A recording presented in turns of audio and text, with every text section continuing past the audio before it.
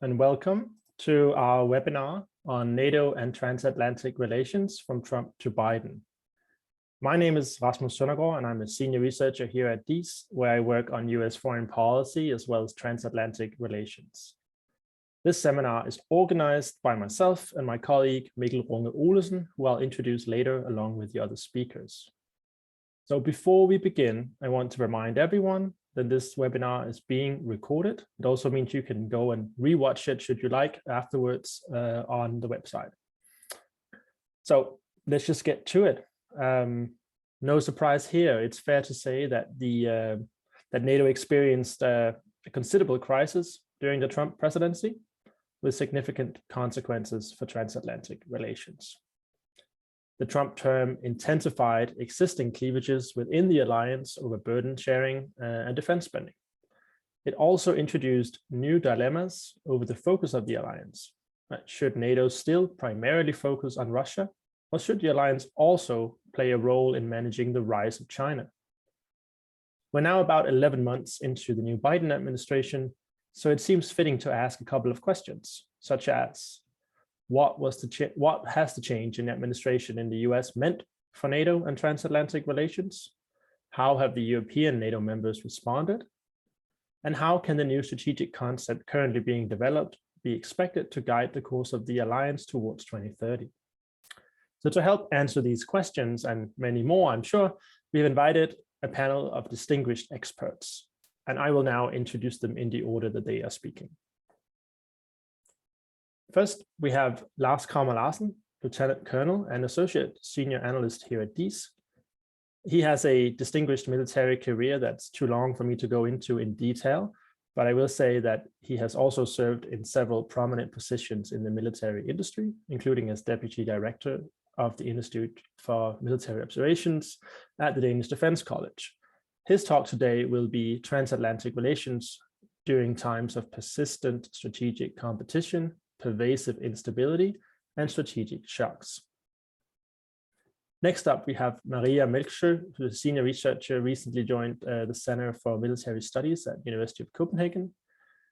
In addition to several academic positions prior to joining the University of Copenhagen, she has previously served as a foreign policy advisor to the President of Estonia, as well as a chief expert on policy planning in the Estonian Ministry of Defense. Her talk today will be back to normality or back to reality. Next up, we have Leonard Schutte, who's a visiting researcher at the University of Oxford and a PhD candidate at the University of Maastricht. Previously, he was a research fellow at the London-based think tank, the Center for European Reform, and he recently published an article in International Affairs called "Why NATO Survived Trump: The Neglected Role of Secretary General Stoltenberg." And I believe that will be part of the base for his presentation today, which is why NATO survived Trump and the lessons for the alliance future. And last but not least, we have Mikkel Runge Olesen, who is a senior researcher here at DIIS. In addition to his academic research, I think it's interesting to point out that he has been a member of several inquiries about Danish foreign and security policy commissioned by the Danish government, including on the Danish decisions to go to war in Kosovo, Afghanistan, and Iraq. And he will talk today on how to be a good NATO ally anno 2021, finding a new niche for Denmark, which I believe is loosely based on a policy brief that we recently co-authored together, which you can also find on DIIS's webpage. So we have 2 hours. Each speaker will be given 15 minutes to present. That means we should have just under 1 hour for Q&A in the end.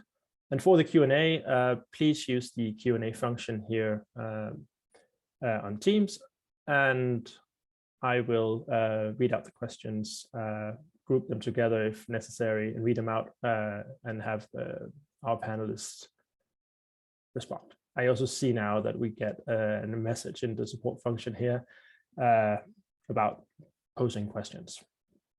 But before we get to that, let's turn it over to our panelists for their very exciting presentations. I very much look forward to hearing what you have to say. So first, over to you, Lars Cramer-Larsen, the floor is yours. Thank you very much, Rasmus.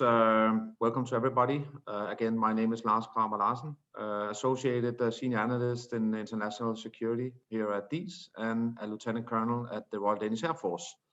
Thank you very much for the opportunity to participate. I currently live and work in the United States, where I'm engaged in strategic planning. I have been living there for 2.5 years. So in the previous times of the previous administration and then into the new administration under the lead of President Biden. You have already introduced my topic, but just coming back to that, I am focusing on 3 core issues, that is persistent strategic competition between actors, the nature of enduring instability, and also strategic shocks that is impacting our lives. It is now, I think, we can be safe to say that the rule-based international world order, as we know it, is under real pressure. It has been in the core of our life for 70 years, but we now see that actors are really challenging us. The institutions, the rule of law, human rights, and multilateral agreements that has been at the center of international relations since World War II is now challenged both by state and non-state actors. State actors has been mentioned today in the introduction, those being Russia and China, but also definitely non-state actors with the emerging technology has now also reached that is able to impact us. And it is a fact that the West is persistently being challenged in all domains, and that's actually the nature of international security today. In previous times, the nature of conflict, peace, and war was kind of the way we were settled. Peace was peace, and conflict was something that transitioned us into a state of war. But today, instability is persistent, and Western democracies are constantly attacked. And the nature of that is challenge us even more because it gives us challenges to attribute, to place responsibility from the actor that is actually attacking us. And the actors that are challengers is utilizing measures that is mainly non-kinetic. We call it by name in our world a hybrid threat, hybrid warfare. And the aim of the attacker is to destabilize the democratic institutions, place mistrust, to polarize societies between the political leaders and the population. We see also the critical infrastructure of our societies being attacked mainly by tools used in the virtual domain of cyber. Against that threat, the military instrument of power, and with that NATO, plays a significant role as a deterrent. But also the nations individually have individual responsibilities under Article 3, which we can come back to later. As for the NATO alliance, that is organized mainly around a political process called the NATO defense planning process, or the NDPP in daily terms, as we call it. That process is a 4-year cycle that is running to provide the alliance with the capabilities measured against a range of threats, balanced against NATO's strategic concept, the concept that we were introducing before. The ongoing strategic concept is since 2010, but that is being updated now. But it's still organized around the 3 core tasks of NATO: collective defense, crisis management, and security cooperation. A core mission of NATO is to be a deterrent. That's a main task, to prevent conflict and to place and hold competitors at risk, to create strategic dilemmas. But during times of war, the military instrument of power is the tool, together with the allies under the Article 3 responsibilities, to protect our democracies in times of war. And I must emphasize that the allies politically have agreed that we have to utilize at least 2% of our GDP on defense. 20% of that defense budget should be spent specifically on capabilities organized in cooperation with NATO under the defense planning process against the capability targets that the alliance will place on the individual allies. Coming back to competition, the international relations today are characterized by competition both on a global and regional scale. We have been used since the end of the Cold War on a unipolar world order with the United States as the main actor. But for sure now we have to accept the fact that we are now moving towards a multipolar world order, maybe even maybe a bipolar world order. At the center of this, we find in particular the United States and China. The current curator of the existing world order being the United States, and the contender may be interested in imposing a new system on us. When talking about Russia, it could be argued whether Russia is actually a challenge on a global or a regional scale, but I will come back to that. It is a debate that is ongoing. But for the sake of this session and for the mere fact that Russia is a nuclear power with an aggressive posture in and around our borders in Europe, I will include Russia in this discussion as an actor of global reach. Coming back to the rule-based international world order, one may argue that very self-assertive China will grow in strength and influence, and with that install a new world order. And within a 10 to 15 years time frame, China will maybe be able to compete directly with the United States of being the primary. Coming back to the United States, I live there now, and I see firsthand how the situation is over there, and I have of course grown my own opinion about the situation. But seen from the outside, we have been moving from 4 years of protectionism and mercantilism under the previous US administrations under the lead of President Trump to a new administration under the lead of President Biden that embrace institutions and commit the United States to the previous multilateral commitments that characterized the United States before the Trump era. That said, President Biden for sure is both domestically and globally challenged. Seen from a political point of view when living there, the United States is clearly politically polarized in two main camps. You can say that they have always been that, but that is more clear now that the Democrats and the Republicans are really in two different camps today. Do we feel that in our daily lives in the United States today? Not particularly on a daily basis, but for sure, the media over there is highly biased, and that is definitely also impacting the people. But the United States in the previous unilateral system is challenged on several fronts, most naturally by China and Russia. And it takes up bandwidth in what the United States can and will do. And that said, for sure, as we see it around the NATO alliance, the United States is very still committed also to achieve their capability targets. But putting emphasis on the transatlantic relations, the United States has made definite efforts to come back and persuade Europe and the alliance that it is committed. As for a kind of a diplomatic reset with the EU, that we notice right now is growingly underway to recalibrate and restructure the damaged relations between the United States and Europe. Most notably, within the last couple of months, the Trade, Tech and Climate Council has been established, which is a major achievement, we would say.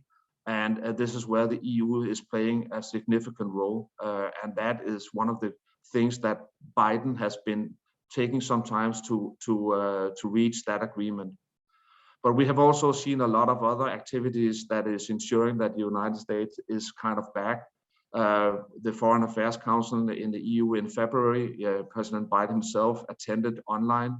We have had 2 NATO ministerials, including a heads of states and government summit that also tasked the alliance to deliver a new strategic concept for agreement in June in Madrid next year. There's been several G7 meetings that the United States has attended. One of the first measures that the Biden administration did was also to put the United States back into the Paris Climate Accord and also rejoining the World Health Organization. And from the alliance point of view, working in there, it is really clear that the United States remain fully committed to deliver its share of capability targets to the NATO defense planning process. We should also still notice when in this competitive situation we are in right now that the US is still and for a long time will be a formidable military power. That is, but we also have to recognize, because of the rise of China, that the United States will be focused both in the East and the West. And that also puts some responsibility on Europe. Looking at China specifically, China will grow and maybe even surpass the United States, at least on an economical scale within the next decade. China, at the same time, is modernizing heavily its military instrument of power and will also be a serious candidate to compete against the United States over time. It may be argued that China, for sure, is an actor and a contender in the international system. The question is, of course, what kind of system that China wants to put itself into? Will it be a system that is like the one that we see now, an adjusted system that is built, or will China install or try to install a new system that disregard the rule-based international order that as we know it? And that said, we should notice also for sure that China is placing historically a big emphasis on the UN. So therefore, it may be argued that China wants to contend within the existing system. Looking back at the end of my presentation here, I would put some words on Russia. For sure, Russia is a heavy contender in our neighborhood. It is also a contender that is politically prepared to disregard clearly rule-based international world order. We have seen events in 2010 in Georgia and also again in 2014 and now lately in Ukraine with the mass of military forces in the Western military district of Russia against the borders of Ukraine, that they are prepared to disregard the rule-based international order. We have seen a heavy modernization of the Russian military instrument of power, mainly precision weapon systems that has reached deep within our territory that puts us under pressure. We also should notify and respect the fact that Russia sees itself under threat. It has wide open borders to the north, south, and west. And there is full focus on maintaining power because the primary task for President Putin is to remain at the center of this. But contending as a global actor with reach all over, we should also be noting that Russia has weak institutions. It has an aging population. It has a bad economy, and it has a very large geography, and that's not the prescript of a superpower. That said, thank you again for my opportunity to be part of this. I look forward to come back and answer any questions you might have. Thank you. Thank you so much, Lars. And I will simply turn over the floor to our next speaker. So there you go, Maria, the floor is yours. Thanks very much, Rasmus and Mikkel. It's always a pleasure to be back at DIIS, if only virtually this time. So the big question lurking behind our topic today is really the question about to what degree leaders matter. This is a staple question of foreign policy analysis. And of course, how do they matter? What difference do leaders actually make, both by their substantive preferences and their substance, but also, of course, with and by their style? Now, there was, of course, a collective sigh of relief at NATO when President Donald Trump was replaced with Joe Biden at the helm of the United States. At long last, many thought, a fierce transatlanticist, a normal American president after the Trump years of upheaval, uncertainty, also constant mockery and insults towards allies. But perhaps the cheers about NATO now getting back to normality, whatever that normality really was, might still be a bit premature. Biden's renormalization of the United States stance on NATO and relations with key European allies does not change some of the persisting structural issues still impacting the US perspective and policy. Most prominently, America's shifting focus towards Asia, and of course, what Lars already mentioned, the crumbling liberal dream across the globe. Biden alone will not be able to swing the declining faith in the promise of liberalism and liberal international order, if there ever was such a thing in the first place, albeit he seems to be trying, most recently with his global summit for democracy. Hence, this question that frames my intervention today: if America is back, as Biden's promise has been, are NATO and transatlantic relations post-Trump also looking into returning to normality? Or are we still rather getting back to reality, albeit a more predictably and civilly handled one by President Biden and his administration on the US side? After all, the US political focus is very much on China, still without the matching consensus on it as a to-be prioritized challenge for the European allies. The expectation for the European allies to do more also remains intact post-Trump, while the pressure of Russia's assertiveness has recently reached new and ugly heights. Just as concerns about American commitment to the security of Europe predate Trump, they are still also lingering on in the post-Trump world. And the United States 2021 erratic withdrawal from Afghanistan, along with the AUKUS dispute or the high technology partnership between Australia, the UK, and the US, which created quite a stir for transatlantic relations, have again brought these doubts to the fore. Now, from the Central and East European perspective, this recent announcement or noise about Biden's decision to hold talks with Russia and at least 4 major NATO allies, West European allies, on Russia's concerns relative to NATO, and also mention of possibly working out any accommodations, obviously rubbed the East European allies in a very wrong way. So there was this question of why not including Poland immediately in the conversation, for example, if being a major ally was determined by the criterion of size, right, for qualifying for a seat at the adults table. So the signal that was received at the time of this very intense tensions that are still obviously going on in the eastern flank states of NATO is not really unlike the reaction to Obama administration's announcement of the cancellation of a missile defense program in Poland and the Czech Republic or in 2009 and on 17th of September 2009, which was of course a very unfortunate date, spot on the 70th anniversary of the Soviet invasion of Poland.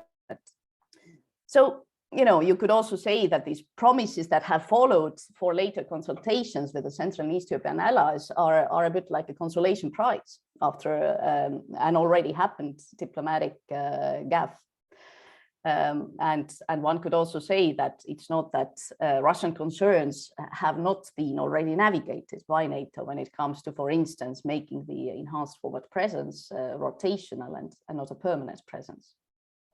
Now back to the presidents, back to Trump and Biden and their particular styles. Then of course, what is obviously clearly very, very different. During the time of Trump, it was the president's own personality, his beliefs, interests, and eccentricities, which fundamentally dominated the US foreign policy discourse on NATO.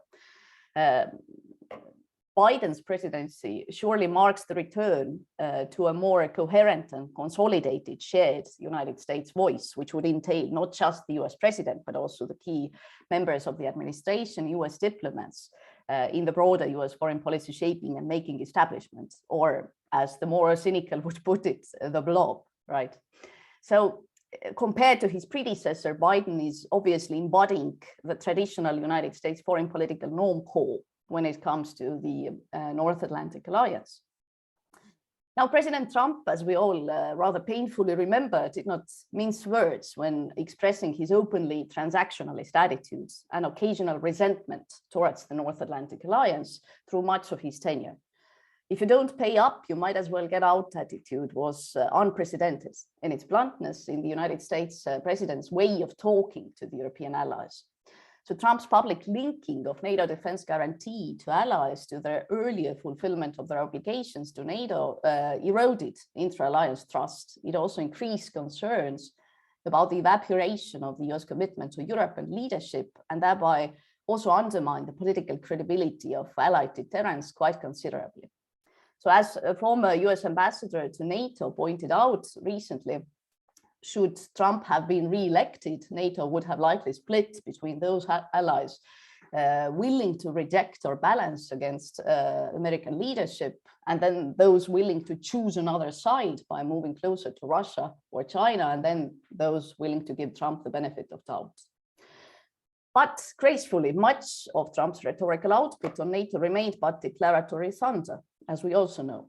In practice, the United States NATO policy stayed rather continuous during the Trump presidency, regardless of the president's threats to make United States collective defense guarantees conditional on allies meeting the 2% defense spending rule. Originally written off as obsolete by Trump, NATO ultimately fared better in the Trump era than many predicted. In military substance, NATO's deterrence vis-à-vis Russia and the US contribution to it was in fact propped up rather than undermined substantially during the Trump tenure, if you think of the alliance's enhanced forward presence in NATO's eastern flank, with US command of one of the multinational battle groups in Poland.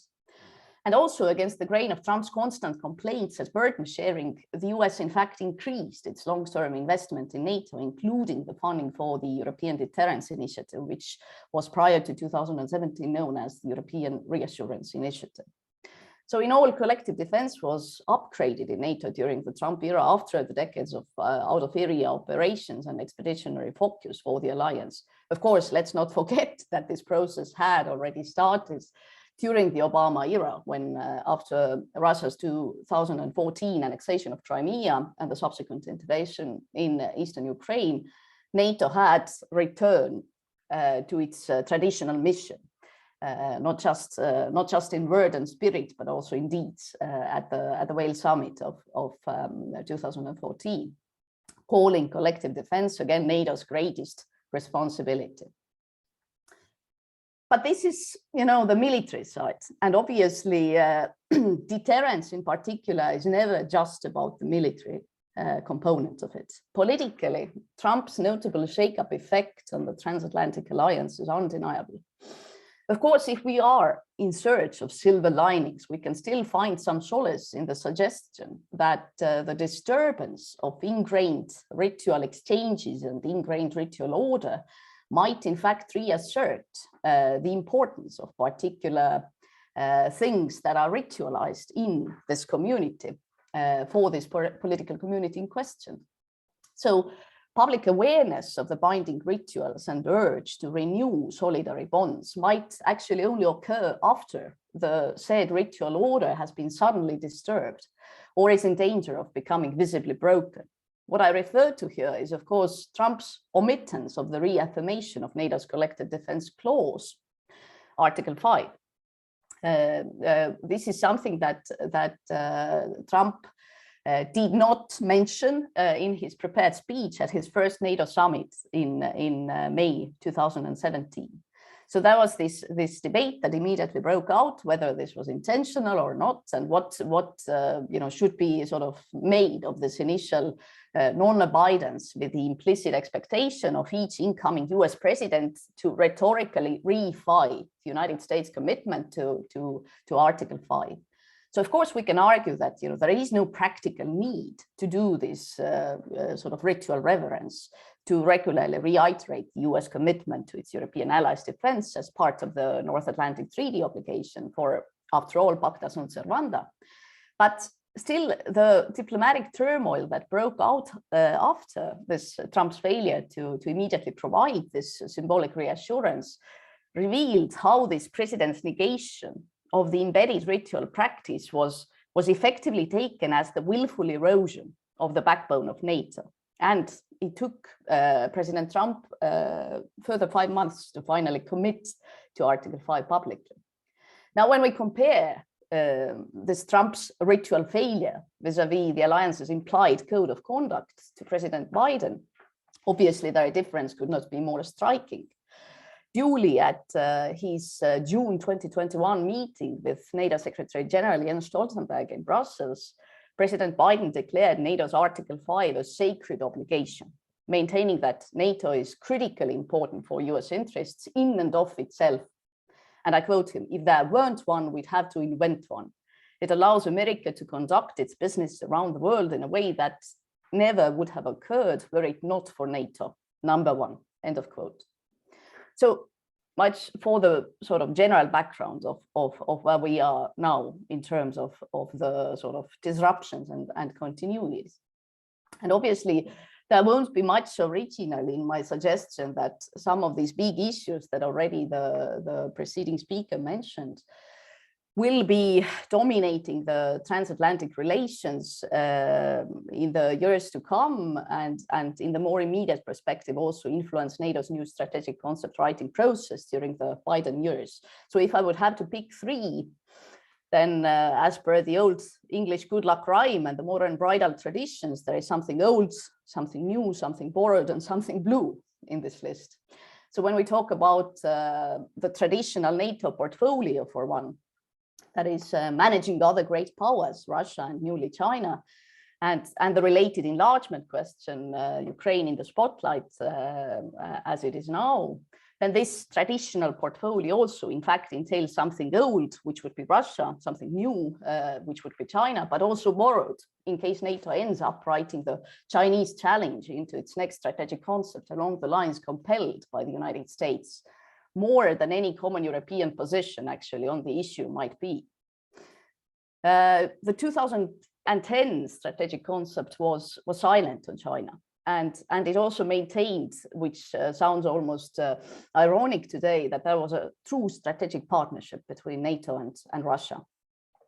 But again, you know, we now know and see how this lead that was placed on the enlargement issue, for some provocatively, when it comes to Georgia and Ukraine and the sort of future membership at the alliance at the Bucharest summit of 2008, again, has burst out in the open.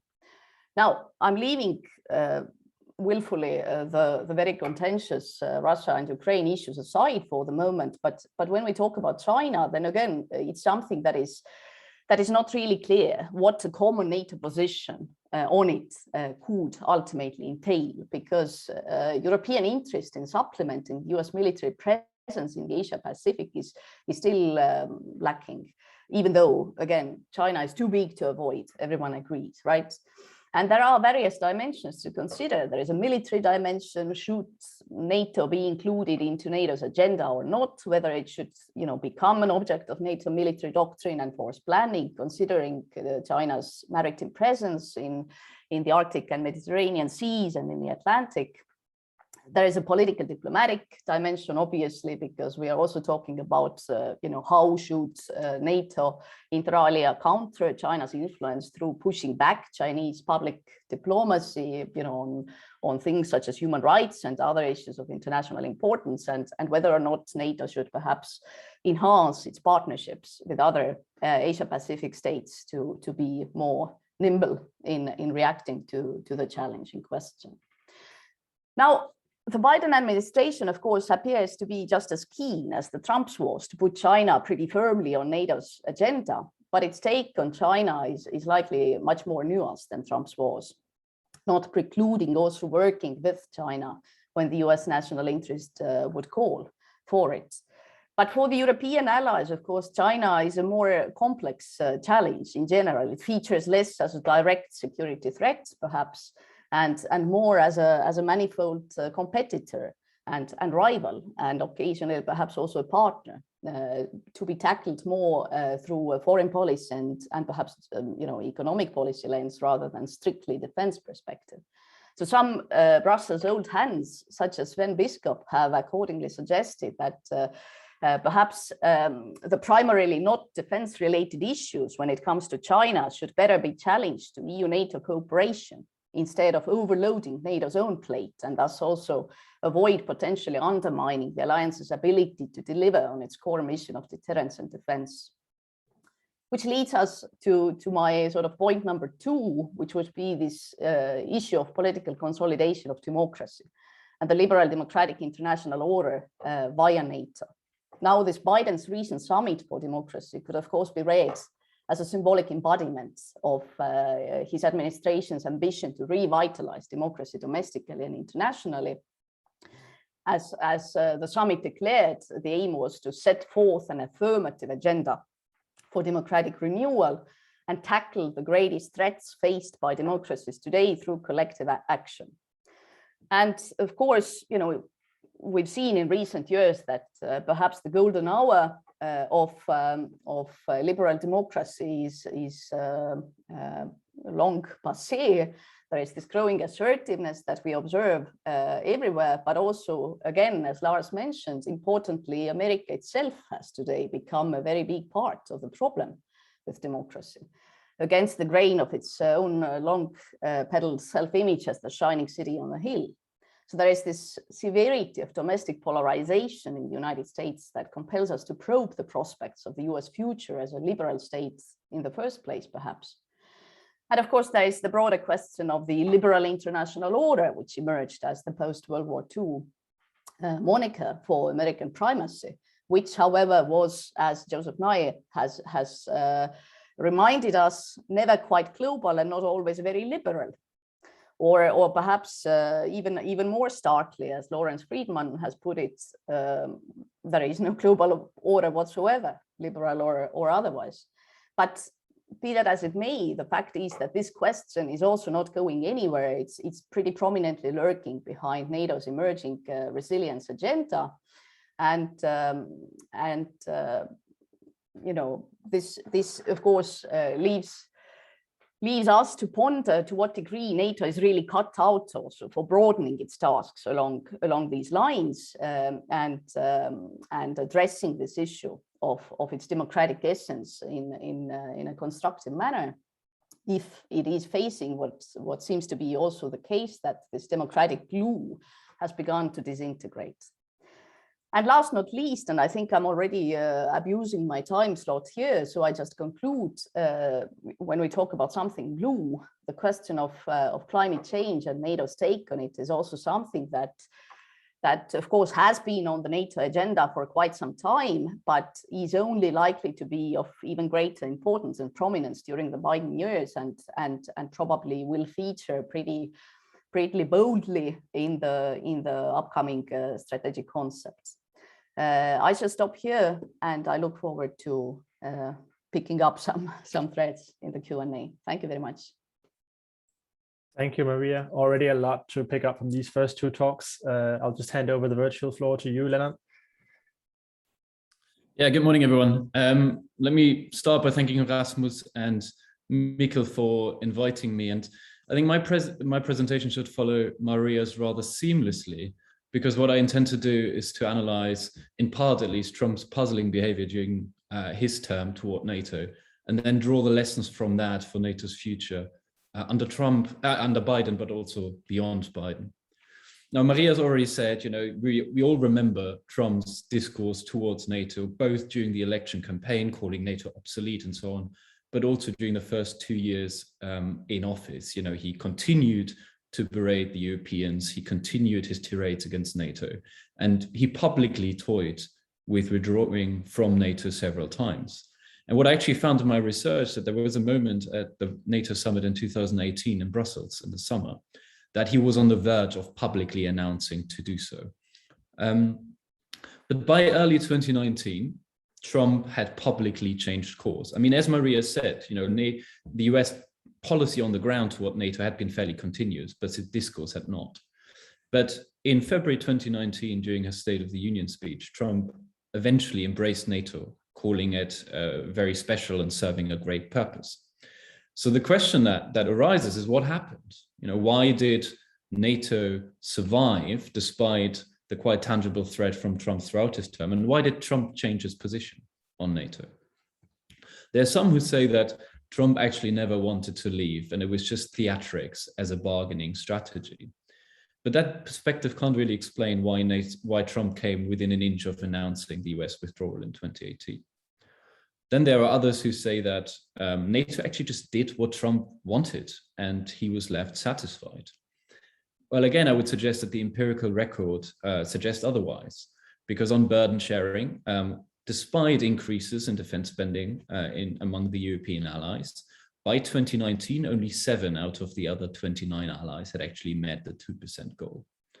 And on Russia, on NATO's Russia policy that Trump wanted to at least soften, in practice, NATO actually reinforced its deterrence and defense posture with the Readiness Initiative and the implementation of the enhanced forward presence.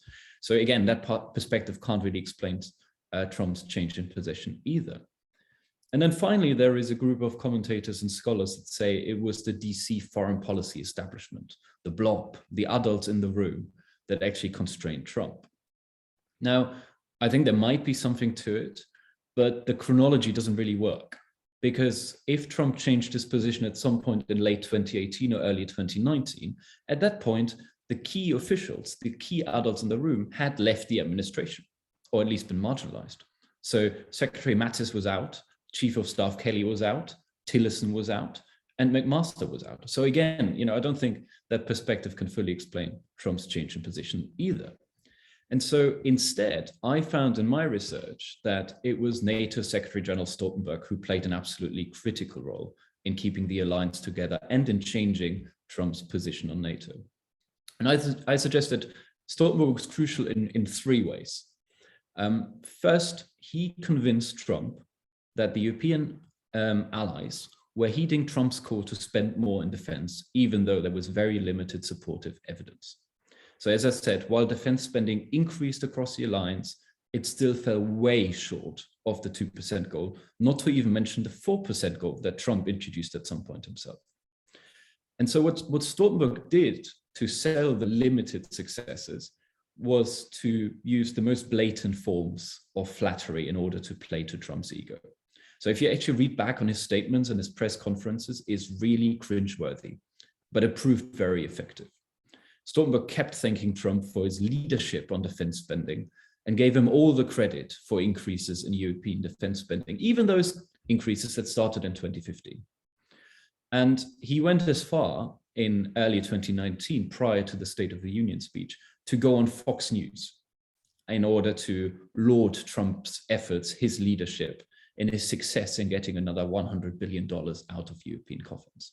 And I can't emphasize enough how strategic a move, how unprecedented a move that was for a Secretary General of NATO to appear on one of the most partisan channels in the US. But that worked wonders because Trump immediately retweeted Stoltenberg's interventions and then cited the same figure in the State of the Union speech. And so what Stoltenberg always did on burden sharing was to promote the view that Trump had prevailed. He had won over the opposition of the allies. And that evidently struck a chord with him. Now, Stoltenberg also on Russia policy tried to shield it as much as possible from Trump, because NATO officials, including Stoltenberg, were concerned that Trump would try to dilute NATO's policy towards Russia. And so they couldn't obviously openly confront Trump. So what they tried to do was to use subtle tactics, I call shielding. And that in practice meant never really talking about Russia when Trump was around. It meant trying to reorganize meetings so that Trump wouldn't attend the meeting in the first place, downgrading summit to foreign ministerials, for example. When that wasn't possible, like at the 2018 summit, there was an attempt by NATO officials together with some officials from the US and elsewhere to Trump-proof the summit. So in the run-up to the 2018 summit, ambassadors and officials worked together to essentially pre-write the summit declaration so that Trump couldn't interfere and derail it. And it also meant, and I alluded to that, trying to work around the White House, having NATO officials work quite closely with US officials in the Pentagon and the State Department, but also with Congress, those kind of actors that supported NATO policy on Russia. And third, I think where Stoltenberg's agency, his leadership was absolutely pivotal, was during said 2018 summit, which I think was the most perilous moment for the alliance during Trump's tenure. So just for context, the summer of 2018 was really peak America first. Only a few weeks before that summit, Trump had refused to sign the G7 summit declaration. And he was due to fly to Helsinki for that infamous summit with Putin. And there were a number of US officials I spoke to who were really scared that Trump would actually skip the NATO summit altogether and fly straight to Helsinki. Now, in the end, he did attend the NATO summit, but he really escalated the tensions. Some of you might remember the images of Trump sitting next to Chancellor Merkel at a breakfast meeting in which he awkwardly criticized her in front of journalists for something like 10 minutes. And Merkel, in her sober composure, just looked on. But I think that was a precursor of what was to come, because a day later, Trump arrived late for a meeting that was supposed to be on Georgia and Ukraine, and he hijacks it completely. He goes on a massive rant about defense spending. And it is at that point that he then threatens that the US would go its own way. And what I found in my research was it is at this moment, so the second day of the summer, that actually the US lawyers are instructed to find out about the legal process of leaving the North Atlantic Treaty. Right, so this is really perilous. This is highly contingent. This really could go off the rails. And what Stoltenberg does in that meeting is he calls for a break, and then he decides to turn that meeting into a crisis meeting on defense spending. Now that sounds just like a bureaucratic trick, but bear in mind that NATO summits are very ritualistic. Agendas are set, they are followed, there's no flexibility, it's very rigid. And so again, that's quite a strategic move.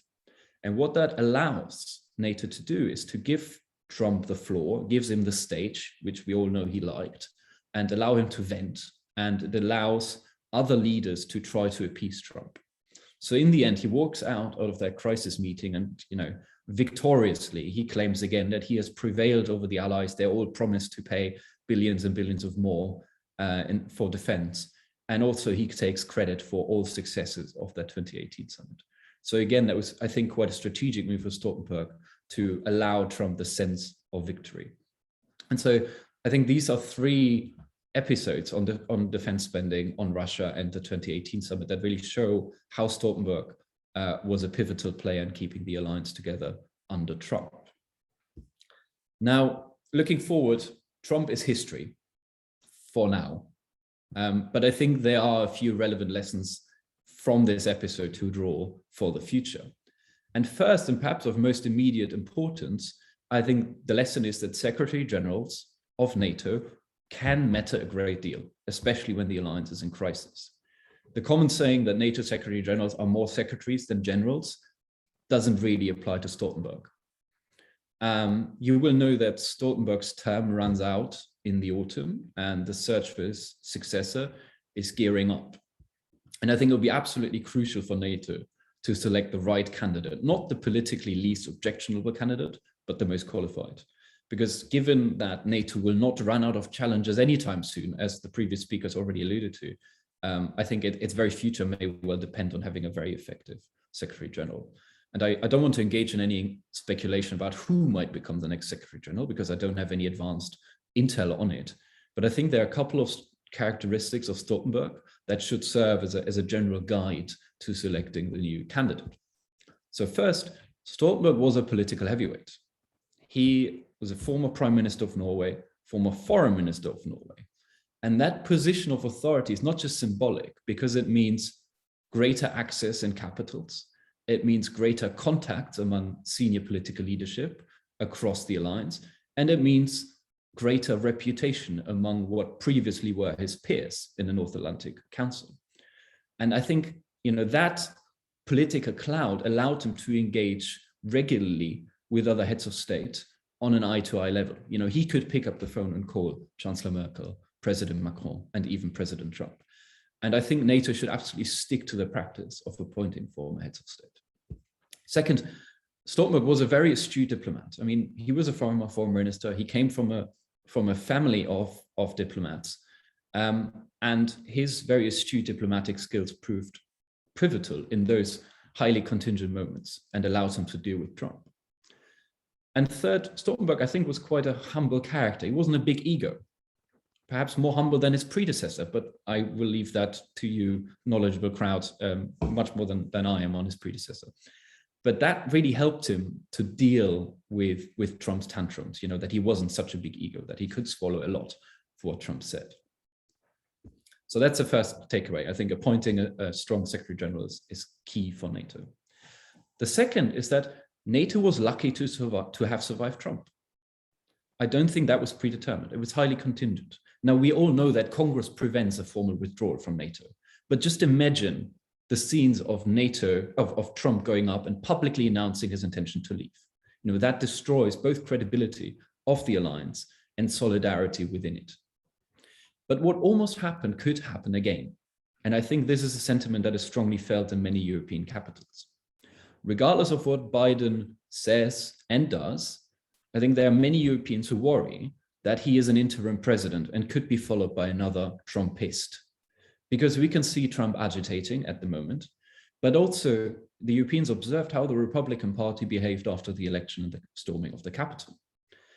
And NATO may no longer be above partisan politics as it has been in the past. The latest example of that was when Ted Cruz and Josh Hawley actually blocked the appointment of the next US ambassador to NATO, Julie Smith, at a time when Russia was amassing troops at the Ukrainian border. And so I think Trumpism continues to loom very large over NATO, even with Joe Biden in the White House. And so I think the Europeans don't just need to think about the strategic US shift toward the Asia Pacific, something that Lars mentioned, but also the return of a potentially NATO hostile president. And the question then is this: how can the Europeans Trump-proof the alliance, if at all? And I don't have a definitive answer to that question, but I can give you sort of 3 vague ideas on how perhaps NATO can fix the roof while the sun is still shining. And I think first, and I've said this before, it's imperative to appoint a strong Secretary General. That will matter a great deal, especially when there is a NATO hostile president in the White House. Second, and again, that is not new, I think now is really the time to significantly invest both financial and political capital into defense capabilities in Europe, to have a European pillar in NATO. And so in order to signal to the US that both the Europeans are taking burden sharing seriously, but also rendering them more autonomous in the worst case scenario. And third, and this is an elephant in the room, I think we need to talk about the 2% goal. I think we need to talk about how we can depoliticize defense spending going forward. Because the 2% goal is flawed as a benchmark, because it only focuses on input, not on output, not on actual contributions, not on actual capabilities and readiness. But it's also politically divisive.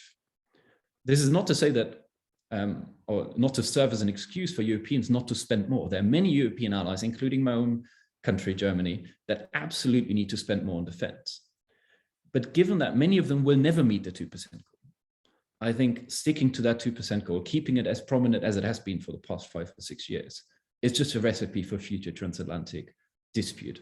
So I think it would be wise to reform it and take that off the table to avoid future conflict. I look forward to your thoughts. I look forward to my panelists' thought on some of the points that might have been a tad provocative. Thank you. Thank you so much, Leonard.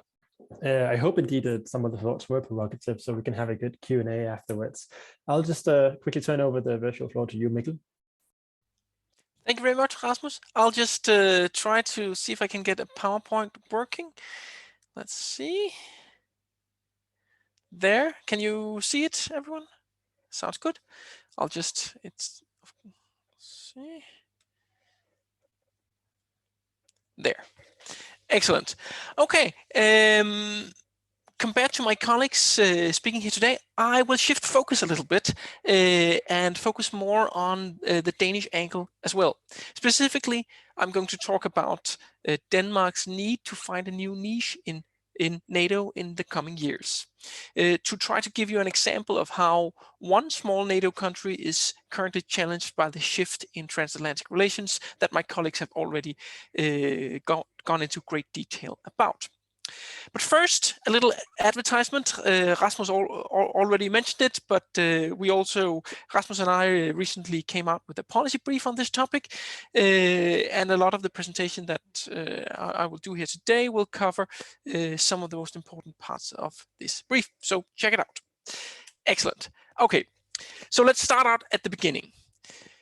For as long as we've had NATO, we've had disagreements across the Atlantic about defense spending, called the burden sharing debates. It also goes that for as long as we've had NATO, the US has spent more on defense than the Europeans, and the US has been very unhappy about it.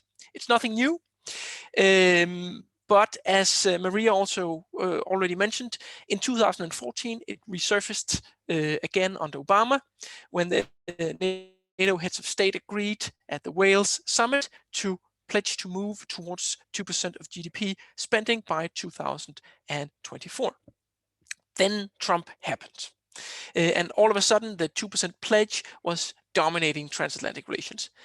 Denmark is not and was not well positioned in this regard. If you take a look at the slide, you can see Denmark positioned near the end of the pack with a projected 1.41% of GDP defense spending estimated for 2021.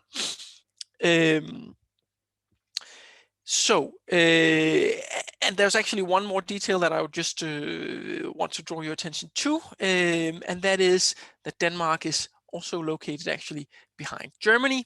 And this is important in these kinds of debates because, to put it bluntly, small countries have often been able to hide behind Germany a little bit if they could at least point out that they were doing better than Germany, because Germany is really sort of a key country in the 2% defense spending debate because of its size and position in the alliance. So again, this is nothing new. And traditionally, various Danish governments have defended themselves with the argument that it should not be about money or input, as one of the former speakers already put it, but it should also be about what you get out of what you spend on defense.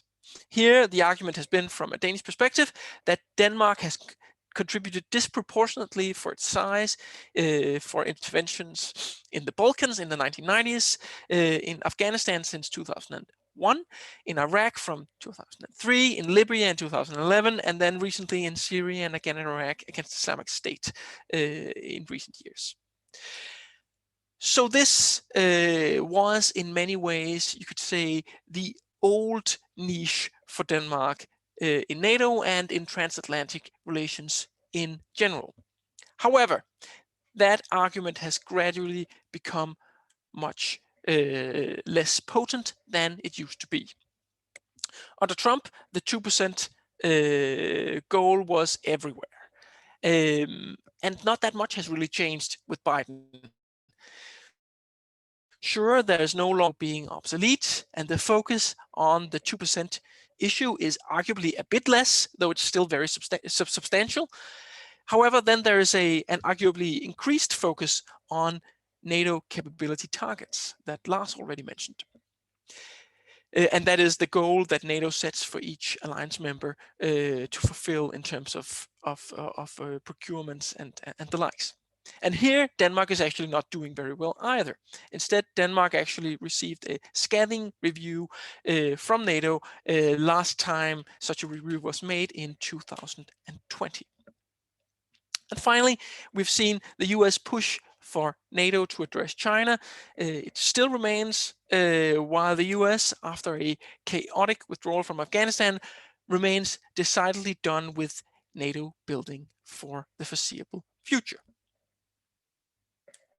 So where are we now? First, let's revisit one of the few remnants of business as usual. Denmark is currently in command of NATO Mission Iraq, NMI. And here we actually see some of the old mechanisms, some of Denmark's old niche at work. Denmark, the US is looking to reduce its presence in Iraq and is happy to see Denmark lifting a part of that burden. This is also the case within NATO. It's appreciated that Denmark has taken up this role for a 2-year period.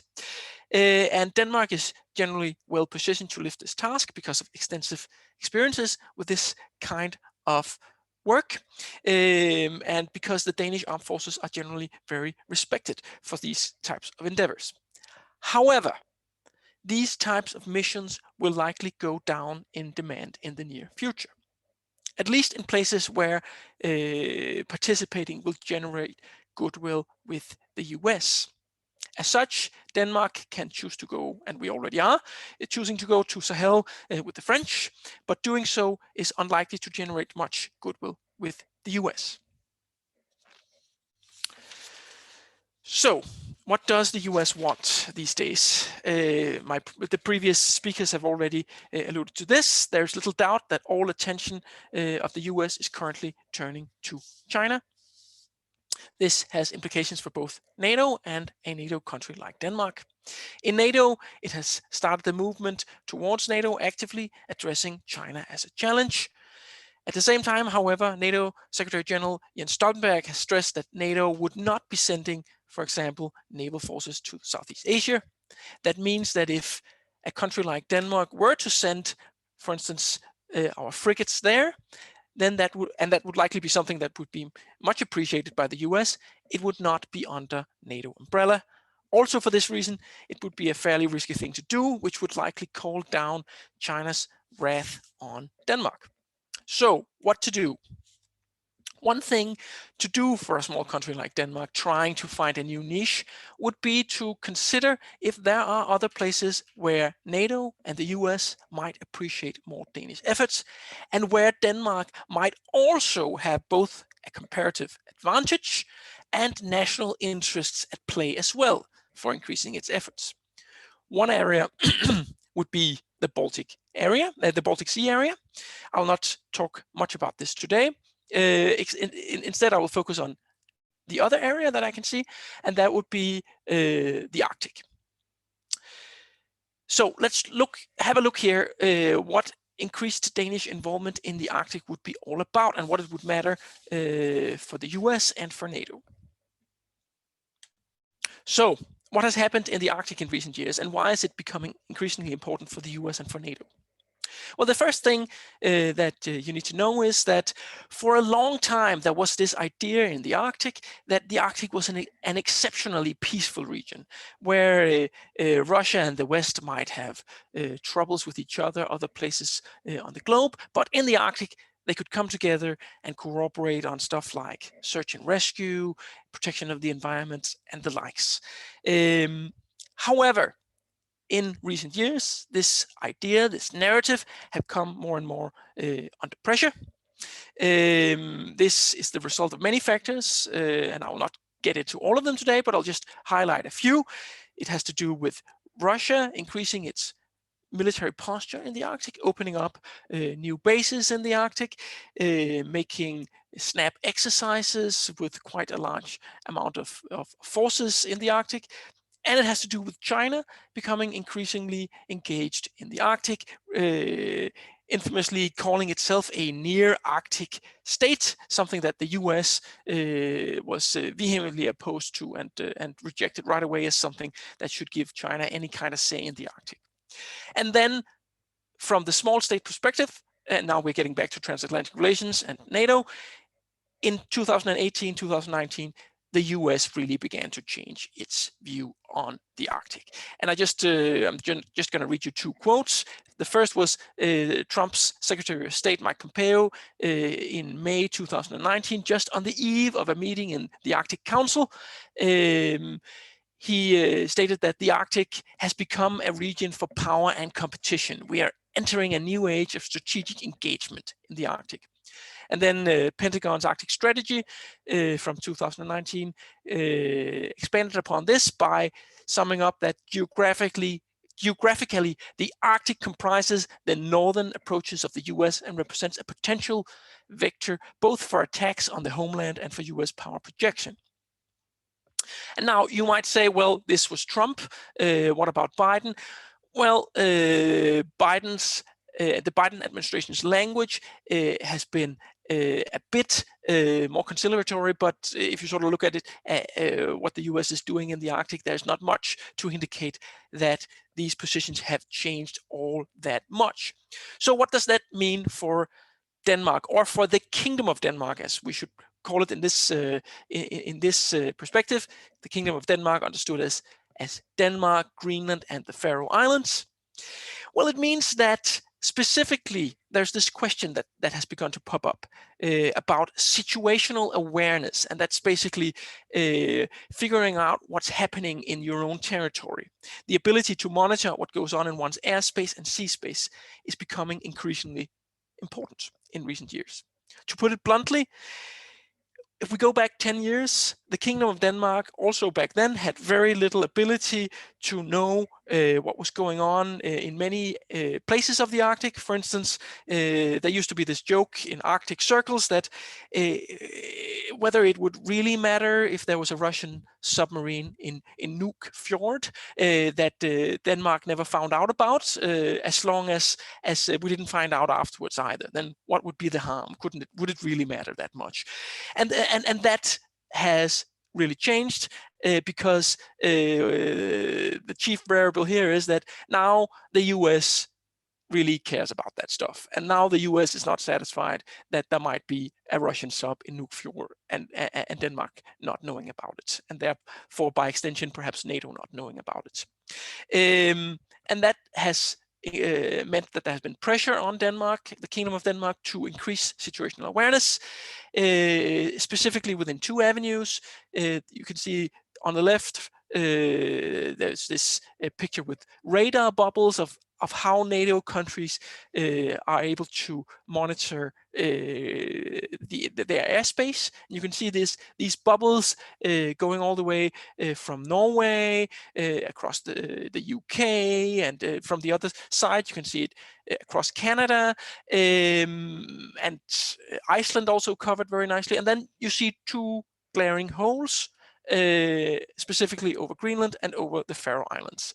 And that's one aspect that the US and also other NATO allies are not particularly happy about. And that has sort of created a pressure on Denmark to do something about it.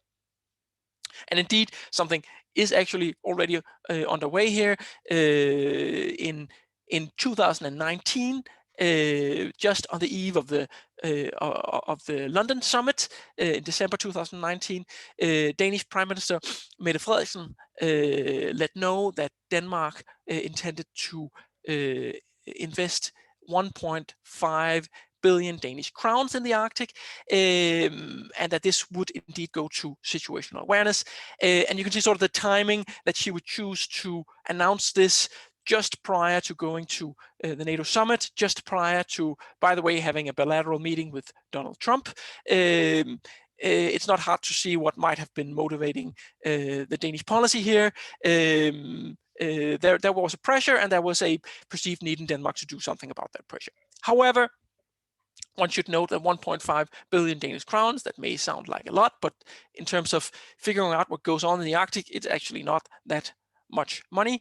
And this problem with situational awareness, it will be a little bit less due to this new investment once it has been carried forth. One example is that it will create a new radar on the Faroe Islands, likely, and it will go to 2 drones that can be used in Greenland as well. So it will do some, but not everything. And especially if we look at the other side of the slide, there's also some challenges regarding the so-called GEOC gap, that is the Greenland, Iceland, United Kingdom gap, which is basically, and we almost sort of get a flashback to the Cold War here. It's this part of sea territory where Russian submarines would need to go through in order to go to the North Atlantic Ocean, and it can be both submarines intended to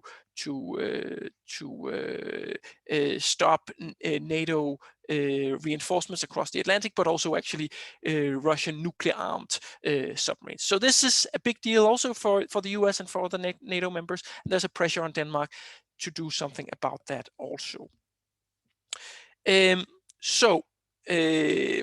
Going forward, there are actually quite a few good arguments for why Denmark, trying to focus on this pressure that's already there from allies, especially from the US, and in trying to beef up what Denmark is doing in the Arctic as a way also of finding a new niche, in NATO and in transatlantic relations. And I'm just going to give you three reasons for why it might be attractive for Denmark to do this. First of all, the Arctic region is actually a region where the Kingdom of Denmark is itself worried about Russian and Chinese activity. Secondly, it is also a place where there's an added benefit stemming from Danish task management, as the Russians especially, they have a tendency to look with milder eyes on Denmark doing more in the Arctic as compared to whether it was one of the bigger NATO allies or NATO itself that was to do more in the Arctic. So in this sense, there is an added benefit of Denmark actually adopting this as a niche, in that the task can be solved with the lowest possible amount of increased tensions with the Russians. And then finally, there's actually also hope here that because situational awareness is a special kind of capabilities, it's actually a kind of capabilities that might also have civilian applications, something that may be useful for search and rescue, for pollution management and stuff like that. So investments in situational awareness, even though military in nature, may actually also end up benefiting local Greenlandic and Faroese communities. So all in all, the Arctic may therefore become a useful niche for Denmark in NATO and in US-Danish relations. However, if Denmark wants to develop this niche further, it will need to be quite active on it, as NATO is actually quite currently in the process of evaluating what its role in the Arctic should be. I think I'll end it here and turn it over to the questions. Thank you very much. Thank you very much, Mikkel. We already have 3 questions, so I will just post them now to the panel. But I want to say that if anyone in the panel wants to follow up on something that your co-panelists have said, I want to give you a chance to do that as well. But I'll throw the 3 questions into the mix and then leave it up to you who want to answer which one. The first one is from Tue Magnussen. He says, the Trump administration tried to obstruct the process in 2017 when 2/3 of the UN members adopted the UN treaty with a ban on nuclear weapons. Can we, with the Biden administration, expect a change in US policy towards the treaty? And it's of course worth mentioning here that the treaty entered into effect in January this year, and it may be interesting to look at what impact it may have on NATO, if any at all. And I don't know who feel most comfortable answering that. Then we have another question that is directed for Mikkel specifically. Denmark is currently the only EU country present in the Arctic Council, and thereby also a potential primary link between the 2 institutions. And this is from Rasmus Sørensen, and he would like to hear, Mikkel, your comment on the strategic implications of this dynamic. And finally, we have a question from Adam Pateo, who says, what can be an alternative to the 2% of the GDP defense expenditure requirement, and how would one persuade the US to accept it? I think, Leonard, that one might be for you, but for all on the panel, of course. So yeah, anyone wants to start off by tackling any one of these questions, feel free to go ahead. I might try with the first one, even though it's a bit outside of my comfort zone. But I guess it's an important question indeed, because it does have implications for NATO, because okay, from the United States policy side, we know that in September, the US Undersecretary for Arms Control and International Security said that the United States would no longer tell countries that they should not sign the so-called ban treaty, which is the treaty on the prohibition of nuclear weapons, right? But in NATO, it's really potentially a dilemma situation, and it's also already something that is very vividly discussed or lively discussed among the scholars. Does this treaty, or does it not create an undermining situation for the nuclear proliferation treaty in its turn? So for NATO, the issue would be if and when a NATO state would consider joining the treaty, which I mean, would go against the grain of NATO's as well as the United States sort of long position that, well, you know, perhaps it's difficult to make a moral argument for the nuclear weapons, right? But they also can't be disinvented. And you know, until they exist, they remain very useful for deterrence, and hence they can't be abolished. So it's sort of this classical argument in terms of managing them rather than really calling for their abolishment. So I don't see that this would fundamentally change with Biden. He doesn't seem, you know, he has good sort of arms control credentials, but he does not seem committed to a very radical cause in that regard. But diplomatically already, as you know, mentioned, it's a sort of slightly softer position, yes, in terms of telling others what they can or can't do in that regard. I can also maybe Rasmus contribute a little bit. First of all, I think we should also notice that I think some 60 nations signed the treaty, the UN ban treaty on nuclear weapons, but none of the nuclear powers signed the treaty, and as such, that should tell us something about this, and it should also be recognized both historically but also currently that the alliance is a nuclear power, so are the contenders in the international systems against us. And it's a very important deterrence measure we have in the alliance. And I think that this discussion on the nuclear treaty there and the banning the treaty is a difficult situation, because that would require a cooperation between the nuclear powers, and currently I do not see that happening. Especially not as the system is right now, especially with the situation between the three major contenders, the US, Russia, and China. And then, of course, we have two other NATO allies that are nuclear powers. But nevertheless, seen between the three there, I don't see that happening simply. So it is a deterrent measure. It has been that in the Cold War also. Maybe people recognize the term mutual assured destruction. So it was a deterrent measure during the Cold War that contributed also to keep the two powers at strength with each other and at peace with each other during the Cold War. And so today and in the future, that also plays a significant role for the alliance specifically, I would say. Over.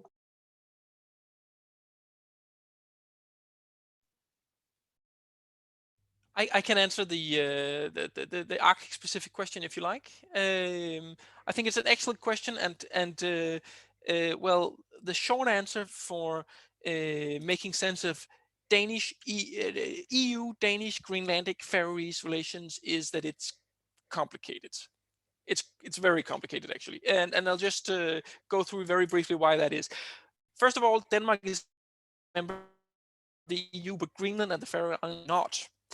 Second, there's this little problem for the EU with regards to the Arctic Council, that the EU has been trying to become an observer in the Arctic Council for years, but first failed back in 2013 because of disputes with Canadians.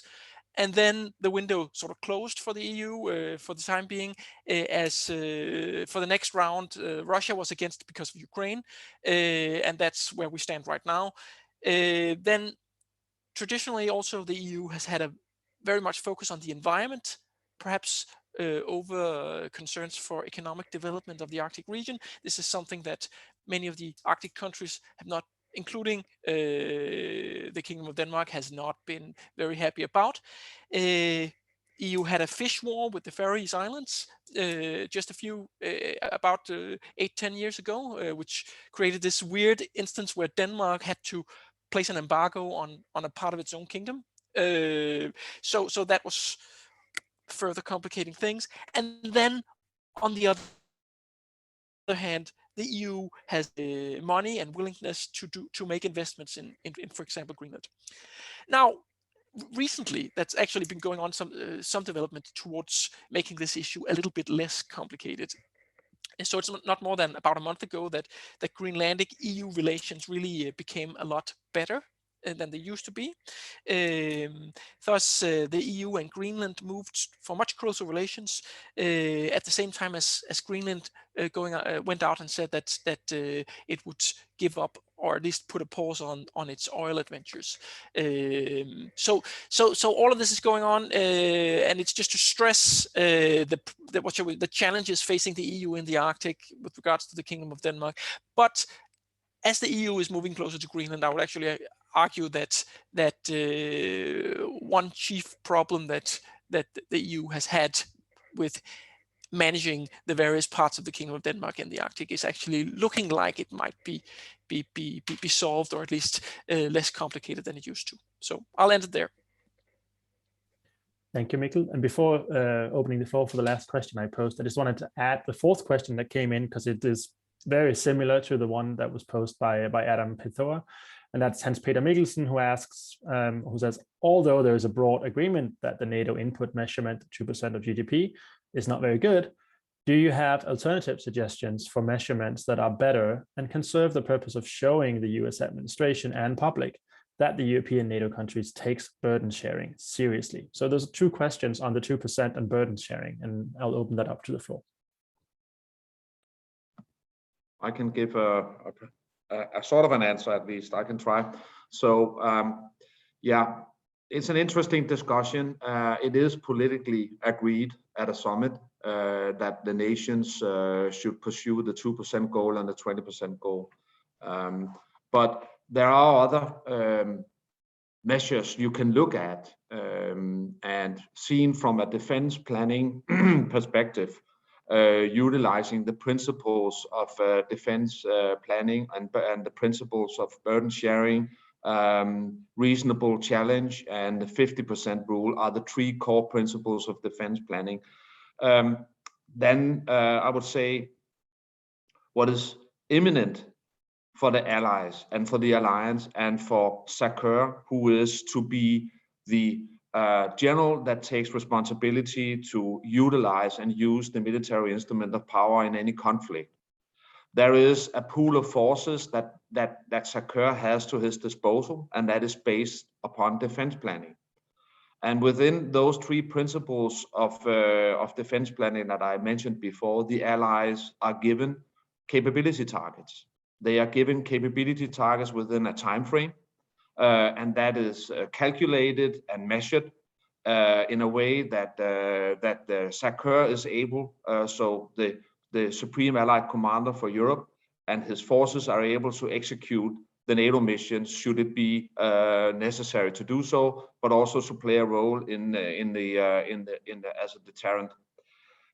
The allies, Denmark and all the allies, needs to show everybody, not only the US, but in particular the US, to ensure our commitment is that we deliver on our targets, that we deliver on the dates and the timelines that we have accepted. That is important. Another important thing to measure here is also our Article 3 responsibilities, especially in the conflict scenario we are looking at right now, where we are constantly under pressure below the level of attribution, that nations are committed in accordance with Article 3 of the NATO Treaty to be able to defend itself and to be resilient. And that's also a part of all this debate, and the discussion on the 2% rule is also measured against that. Right now, I don't see the allies, especially the stronger part of the allies, being ready to take a new approach to this. But I would say from a defense planning perspective, whether an ally is at 1.9 or 1.8% measured up against the fact that this ally is delivering when they are targeted to do so is equally important, and a strong signal to the rest of the allies. And you should remember, maybe in the defense planning process in step 5, every second year, all of the allies are being measured by NATO to see where are they on their capability targets. And this is where in the defense planning committee in NATO headquarters, the allies on a multilateral basis will discuss with each other on the individual allies' ability to deliver. And this is where we need to come back and say, we can deliver as targeted, or we have a plan if we are not, that is reasonable, that can be accepted by the ally. Over. Perhaps just to add on a couple of points. I obviously can't give you the detailed defense perspective that Lars just gave you. I'll try and give you a slightly more political perspective. So the 2% goal, like defense spending, is a means to an end and not an end in itself, as the 2% goal suggests.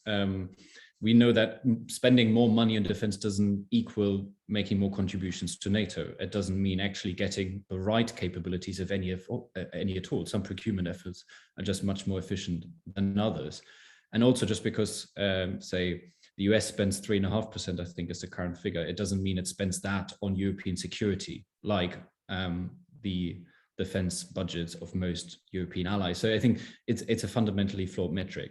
What Lars rightly said, it's a political pledge, and it was agreed at the highest possible level at the summit in Wales. It has political traction, which is why it will be difficult to reform. I have no doubt about it. But I do think that if there ever was a window of opportunity to do so, it is at the moment. It is with Biden in office, Biden himself knowing that in the future there might be a NATO hostile president. There are reflection processes going on in NATO and in the EU, in the run up to the strategic concept, but also the EU strategic compass. So they are the sort of the right intellectual scaffolding to think about defense spending, for example. What I would suggest is, I mean, as Lars said, all the right metrics are already in place. We have the NDPP that looks at contributions, capabilities, readiness, and these are ultimately the things that NATO should be looking for. Now, in the German new coalition treaty, we now have got a new metric that is the 3% metric. So it's still flawed because it's still an input-based metric, but it tries to take a more comprehensive view of what security and defense means by including not just spending on defense, but also on diplomacy and development. Now, I'm not really a fan of that either, because it is still an input related metric, but I think it already suggests that, I think we need to move beyond the very, very narrow focus on defense to assess burden sharing. And so I suppose my proposal would be just to politically, because that's where it has to happen on the political level, to shift focus from 2% to the targets that are already identified within NATO and give those political tractions. Talk about contributions, talk about capabilities, talk about readiness, because those are the ends that ultimately defense spending is meant to serve, not the other way around.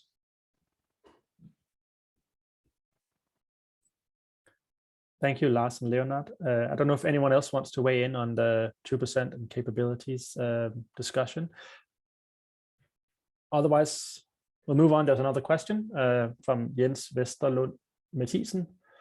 For a small state like Denmark, what are the actual consequences of not reaching 2%? Can you give examples of negative outcomes politically or militarily or something else? And I also want to use the prerogative of the moderator to pose a question myself. And Leonard, you just brought up the new German government, and we've touched upon Germany throughout the seminar, and I wondered if any one of you could give your 2 cents on the implications of the new German government for NATO. I mean, we hear already that we should expect a tougher line on China and Russia, politically at least, diplomatically. And I just wonder if anyone has any insights on what to expect from Germany in a NATO context going forward.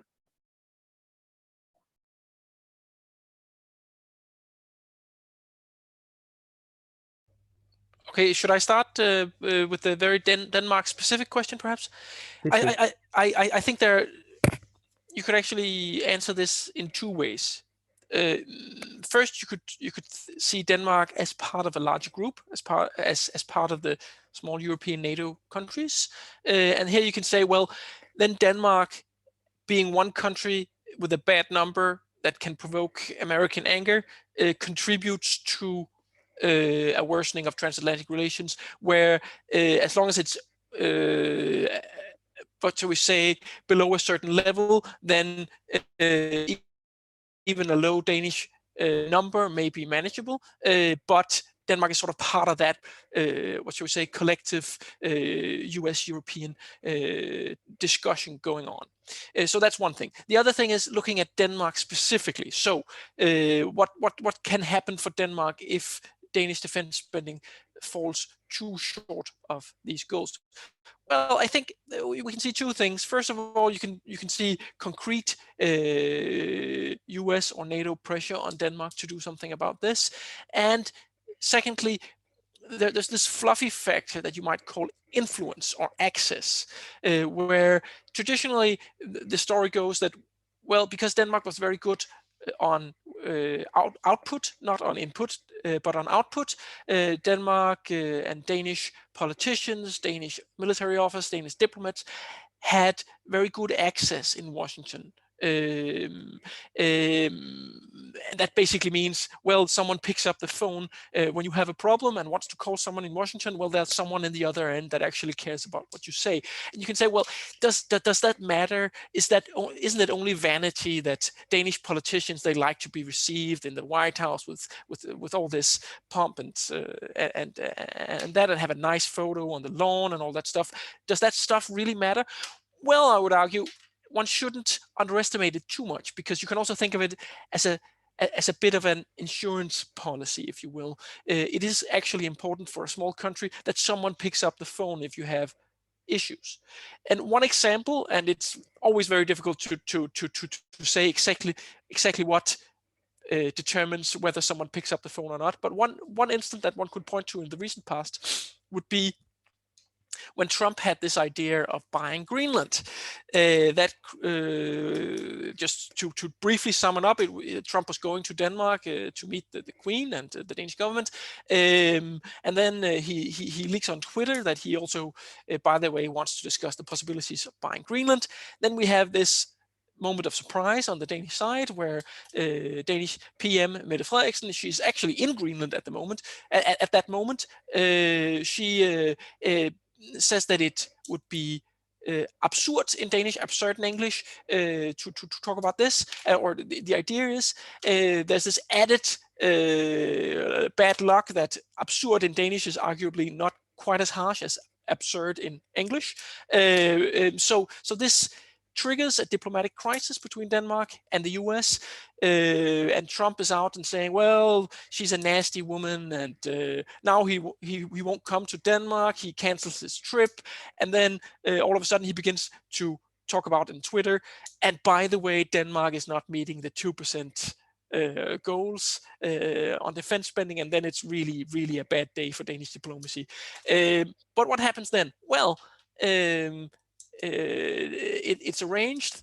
Danish diplomacy managed to arrange a call between Mette Frederiksen and Trump, and they have this call. We don't know exactly what is said during this call, but afterwards Trump goes out and says, well, I had a talk with Mette Frederiksen. She was a wonderful woman. It was nice that she put in the call. I very much appreciate that. We have close relations between the US and Denmark. So crisis averted.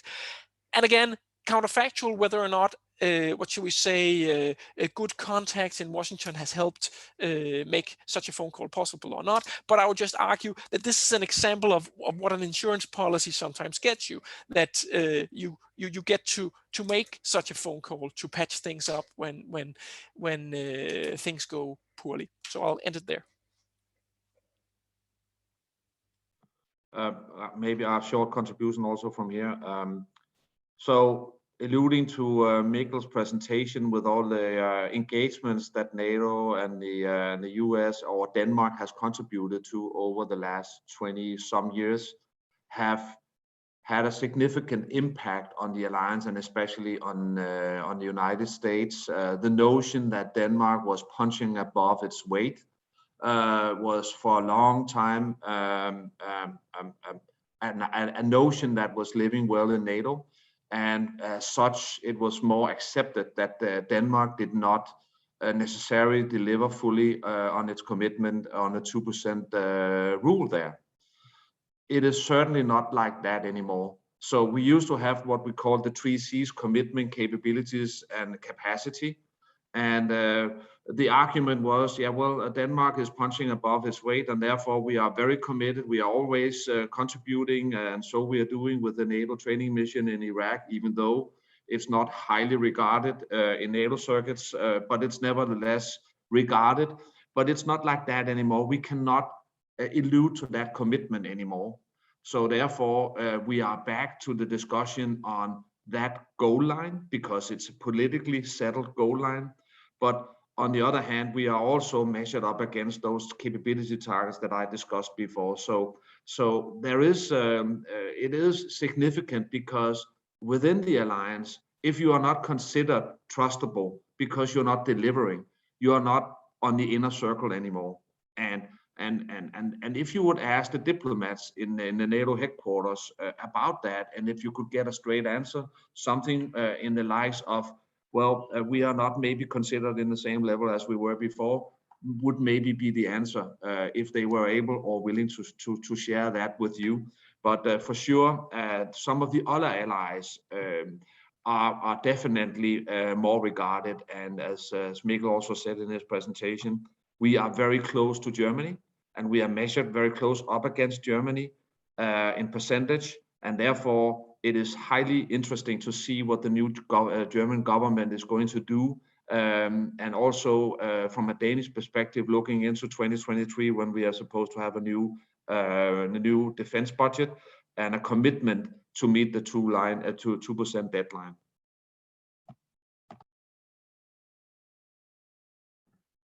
I suppose it's for me to take up the prompt on the German coalition talks, or the coalition agreement. Yeah, so I think 10 years ago, the distribution of ministries would have been an absolute nightmare for NATO, with the Chancellery in the hands of Social Democrats, Defense Ministry in the hands of Social Democrats, and Foreign Office led by the Greens. But both these parties have moved on quite significantly from traditional skeptical views of NATO. So as you rightly said, Rasmus, especially the Greens, but also the Liberals, even though they don't hold any of the ministries terribly relevant for foreign affairs, are both very much in line with Biden on the sort of democracy versus authoritarianism struggle in the world. The Greens are very, very transatlanticist in their rhetoric, much more so than in the past. So at least on that front, I think we should see perhaps even closer relations between Biden and this government. Specifically on NATO, so there were a few touchy bits in the coalition talks and the agreement on NATO. So for one, and this alludes to the very first question on the treaty on the ban of nuclear weapons. The Greens are obviously, it's in their DNA to oppose nuclear weapons. The government decided to become an observer of that treaty. And that obviously caused some dismay in NATO for the reasons outlined earlier. But at the same time, the government also committed itself to purchase the next generation of fighter jets. Now that seems not relevant for NATO, but it is, because it's all about whether Germany will continue to partake in NATO nuclear sharing. Now the government didn't explicitly say it would, but by indicating that they'd purchase the next generation of fighter jets, and then there's a question, will they buy those? I think I'm not the expert here, F-18s or the Eurofighters. The F-18s are compatible with US nuclear weapons, the Eurofighters not really. So it's quite a strategic decision, not just about the planes itself, but about partaking in nuclear sharing. And the signs that have been sent, the signals that have been sent, are that the government will likely find a way not to oppose the future of partaking in nuclear sharing at NATO. So that was perhaps contrary to some expectations.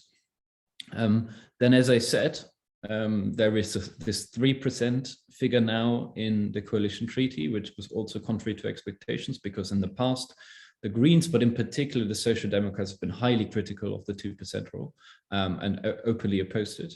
Now, with the 3%, that seems quite an elegant way out of that dilemma, by focusing not just on defense spending, but development and diplomacy.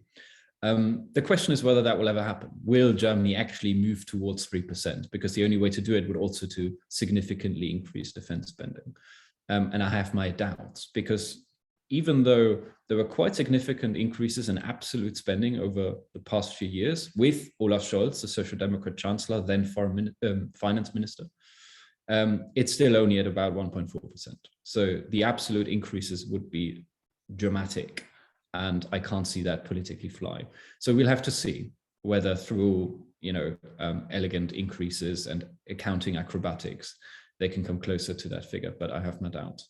But in general, I think Germany won't become a NATO poster child anytime soon. I don't think anyone expects that, but there is some movement in the foreign and security debate in Germany. And I think there is a fair amount of momentum to actually move Germany into a new era of foreign and security policy, and then a recognition that the world has changed and the sort of Merkelian approach, gradual approach, no longer works. So we'll have to see how that pans out. Obviously, it's very early days.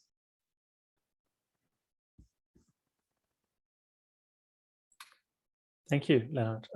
Anyone else urging to jump on any of the questions already posed?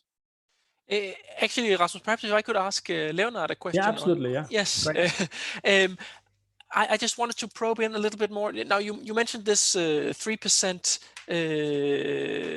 idea from the German side, and you rightly point out that it's still input rather than output. One could argue for various attempts to try to measure output, but my question, I guess, would be this: how would one go about convincing the Americans after this extreme focus on the 2% with Trump? Is it possible to get them to buy into another system? I mean, wouldn't Europe need to show the Americans then that whatever was put instead of the 2% commitment would be not just a discount version of the 2% commitment, but something that would actually be in the same league? Or what are your thoughts on that? No, I absolutely agree. I think it needs to be embedded within a much bigger initiative, really, about European defense integration, about upping military readiness. I mean, that's one of the biggest issues, even though I'm not a defense expert with the German military, that it's just that there is very little readiness. And so I think the only way that you will be able to convince even perhaps administration that looks upon this favorably under Biden, more so at least than a Republican counterpart, would be if it went hand in hand with very, very tangible, both investment, but also contributions to NATO. I think that's the only way. In a sense, you need to spend more to say spending more is, is just a means to an end. And so it's tough. And I'm not sure that there is sufficient recognition within the German government and willingness to bear the political costs to do so. But the only way to do it, I agree, would be coming with very tangible contributions saying, listen, we're doing all of these things to signal that our reform proposal is not meant to be an excuse for continued apathy towards NATO, quite the opposite. So the former defense secretary, for example, Annegret Kramp-Karrenbauer, she flouted the idea of, that Germany in a few years' time should be providing 10% of, I think, making 10% of NATO contributions. And, if the Germans came up with a wider idea of how burden sharing should be measured, but then also something as concrete as that, and then working towards it, I think that could be a way to signal. But I have no illusions that this will be politically quite difficult to do. Excellent. We have two more questions from the audience that I'll just post to you. We have a Arctic/2% question here from Canada/Simone McKay. Are there direct Chinese or Russian activities in Greenland that Denmark, NATO, the US consider threats? Do Danish military investments in the Arctic reflect this? And how much will these defense expenditures help Denmark move towards 2% and other NATO benchmarks/expectations? So Mikkel, I guess this one is for you. Then we have another one from Tim Mikkelsen. Says, how do you navigate the financial interests that may be at play when pushing for policies and even narratives in relation to US and NATO? In particular, the ties between the strong US weapon lobby and the Congress versus actual European interests. As a chart analyst, the confluences are obvious, but what role do purely financial interests play in your political/strategic analysis, keeping in mind the very different power dynamics in the US and European parliamentary culture? I don't know who is the right one to answer that, but maybe Lars, you'll give it a shot. I have a fly here. That's why I keep doing this. There's a fly really bugging me. Apologies for that.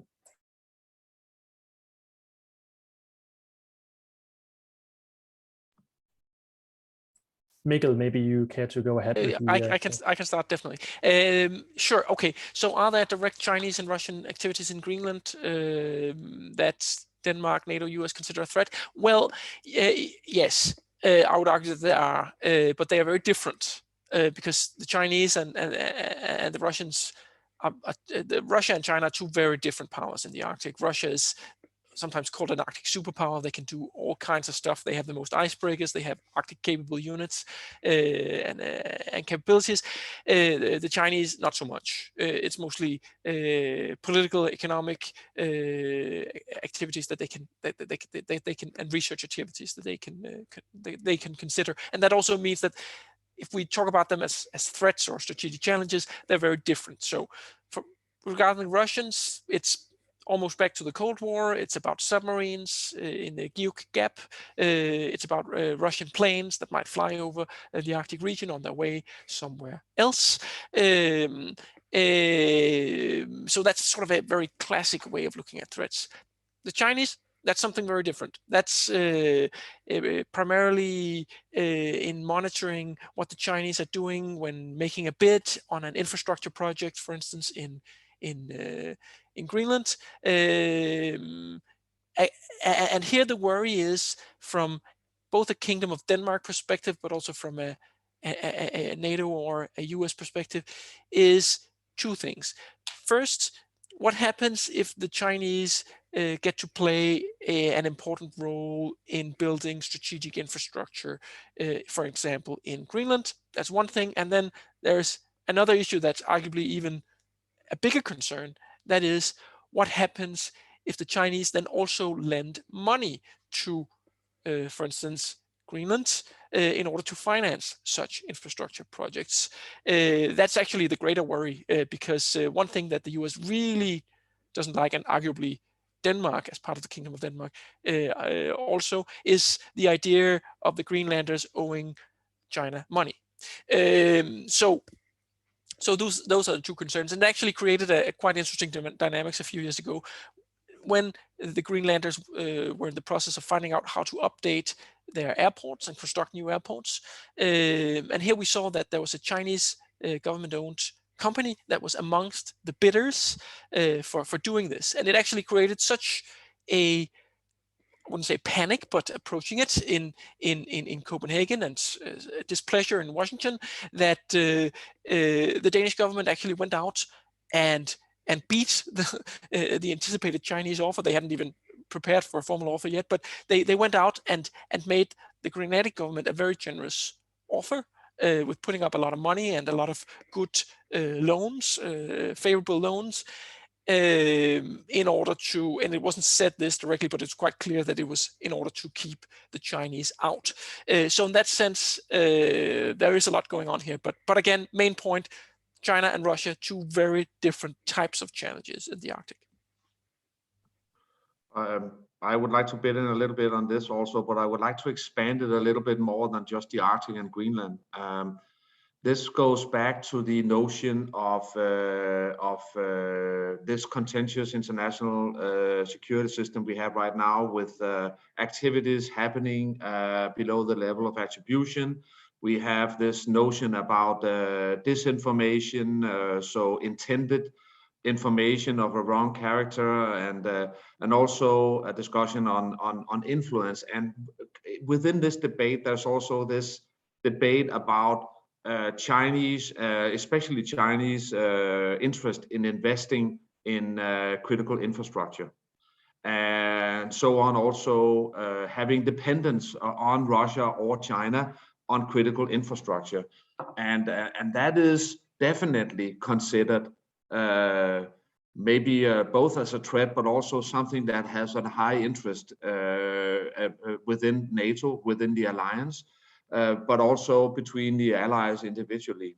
So therefore, we maybe the listeners remember the discussion on Huawei engagement with 5G in Europe being a threat directly, and thereby giving a state actor an opportunity to control a critical infrastructure. Nord Stream 2 is also a discussion issue.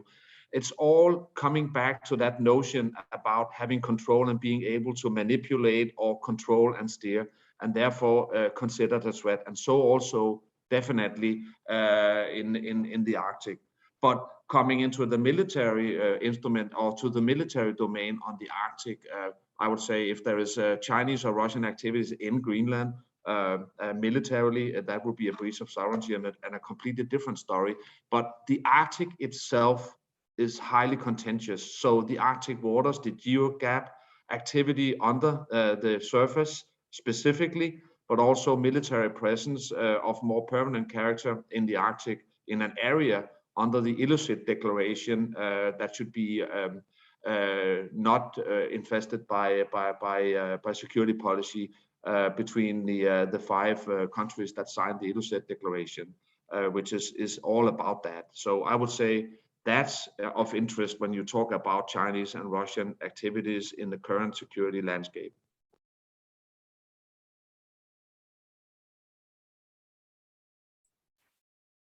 I don't know who wants to give it a go on the last question on the financial interests, but I would supplement that with another question, and maybe this goes for you, Maria. We haven't really talked about the Ukraine situation, right? But given your focus on Russia and Eastern Europe as well, and this is open to anyone in the panel, but Maria, maybe for you, if you could comment on the current situation there and from a NATO perspective, any insights you might have could be interesting to hear. Yeah, I wish I could, because it's one of these things that seems terribly murky right now. I mean, it is. I mentioned some of the sort of unfortunate parallels in the sense of that are very much the water to the mills of those who criticize that, well, democratic presidents tend to be sort of soft or weak on Russia, and this is very much also, you know, against. I think what I would myself want to, you know, believe and consider as relevant and valid, but the fact is that it is. I'd say it's difficult. I mean, it's very trivial perhaps, but it's difficult for Democrats to be very effective against the opponent like Vladimir Putin. So in that sense, I can sort of at a human level understand that you would end up, you know, sort of blabbering out things that one should be very careful about not blabber out in this sort of typical escalation ladder of rhetoric that one gets captured into when going against the sort of standard Russian diplomatic repertoire of you know, asking immediately for something more as soon as there is a hint of, you know, some accommodation on the other side.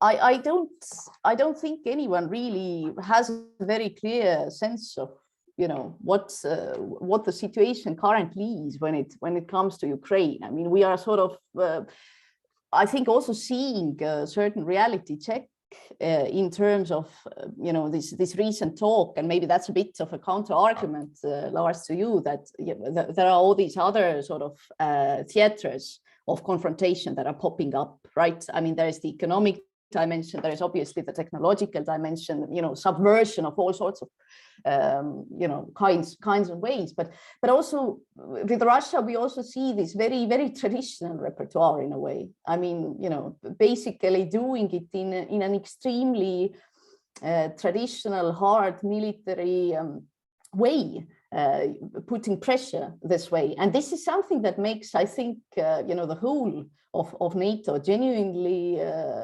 uncomfortable. It's not something you know, we are used to anymore. Now, in terms of, you know, the enlargement issue,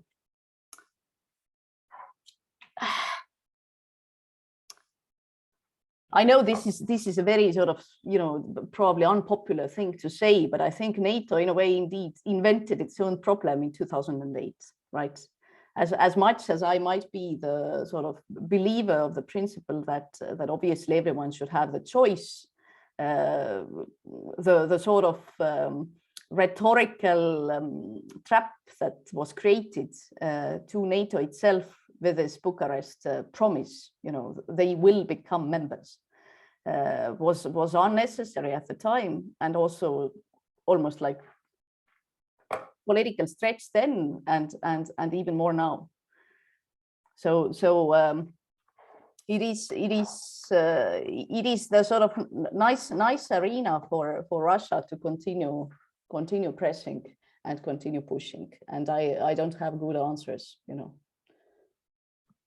Maybe I should, I think it's a difficult question, but coming back to Maria's point here, and I think of interest to the greater topic that we are discussing about transatlantic relations, the ongoing situation with the massing of military forces close to the Ukrainian border. We are currently talking about plus 100,000 combat-ready troops. Maybe that will even expand even further in the times to come, depending on what direction this takes. But one thing we should notice of high interest to the topic we are discussing today, in the hours and the days before President Biden had his bilateral talks with President Putin, he consulted his allies. He consulted with France, he consulted with the UK, and he consulted with Italy as considered main parts, and Germany, of course, as main parties